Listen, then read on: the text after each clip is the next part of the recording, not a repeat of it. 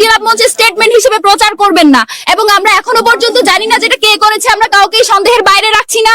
এটা খুব শীঘ্রই জানা যাবে, যেহেতু ডক্টর ইউনূস এই ব্যাপারে আমাদের সাথে যোগাযোগ করেছেন, তাদের এই ব্যাপারে তারা সঠিক সিদ্ধান্ত নিচ্ছেন বা সেই ব্যাপারে ওনাদের প্রসিডিওর চলমান।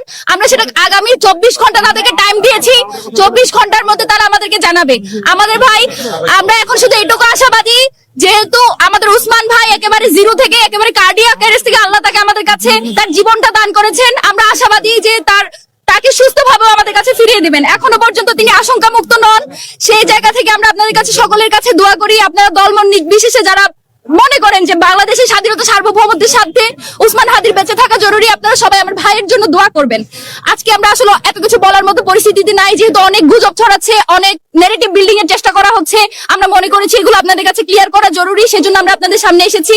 ইনশাআল্লাহ ভাইয়ের যেটা আপডেট সেটা আপনাদেরকে চিকিৎসকরা প্রত্যেকদিন আপডেট দিয়ে জানিয়ে দিবেন। আর আরেকটা কথা ভাই, আমাদের যদি কোনো বক্তব্য থাকে সেটা আমরা ইনকিলাব মঞ্চের যে গ্রুপ আছে, অফিসিয়াল গ্রুপ, সেখানে আমরা জানিয়ে দেব। এর পাশাপাশি ফাতিমা তাসলিম জুমা এবং আমি আব্দুল্লাহ জাবের আমাদের প্রোফাইল থেকেও আপনাদেরকে জানাবো। সুতরাং এর বাইরে অন্য যে কোনো কথা বলুক না কেন, সেটা ইনকিলাব মঞ্চের অফিসিয়াল কোনো বিবৃতি না। সুতরাং আগামীকাল 12টা বাজে শাহবাগে আপনাদের সাথে দেখা হবে। সবাইকে অসংখ্য ধন্যবাদ। আপনারা সারাদিন অনেক পরিশ্রম করেছেন, কষ্ট করেছেন।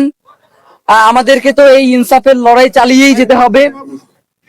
আমাদের আগামীকাল দুপুর 12টায় শাহবাগে ইনকিলাব মঞ্চের গণপ্রতিরোধ সমাবেশ। আপনাদের সবাইকে সেই সমাবেশে